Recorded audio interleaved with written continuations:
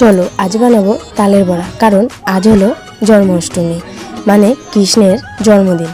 তো আজ কৃষ্ণকে তালের বড়া দিতে হয়, তো তার জন্য আজ বানিয়ে নেব তালের বড়া। অবশ্যই জানাবে কাদের বাড়ি আজ তালের বড়া হয়েছে। তো চলো কি করে তালের বড়া বানাচ্ছি দেখে নেওয়া যাক। তো প্রথমে মা তালটিকে ধুয়ে ভালো করে ছাড়িয়ে নিয়ে তালটিকে নরম করে তালের শাঁস বের করে নিল এবং সেটিকে ভালো করে ছেঁকে একটা অন্য পাত্রে নিয়ে নিয়েছে। এবং তার মধ্যে এখন দিয়ে দেওয়া হবে পরিমাণ মতো ময়দা এবং পরিমাণ মতো সুজি, পরিমাণ মতো লবণ এবং যার মুখে যেমন মিষ্টি পছন্দ, মানে যে যেমন খেতে পছন্দ করো সেরকম দিয়ে নেবে চিনি। এগুলিকে ভালো করে মিশিয়ে নিয়ে খানিকক্ষণ রেখে দেবে রেস্টে।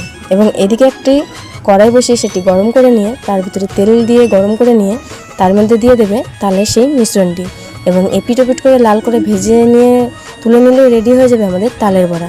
দিকে মা দিয়ে দিচ্ছে গপুর জন্য তালের বড়া এবং আমি নিয়ে চললাম গপুকে দেওয়ার উদ্দেশ্যে এবং গপুকে দিয়ে গপুর কানে কানে শুভ জন্মদিন বলে চলে গেলাম বাইরে।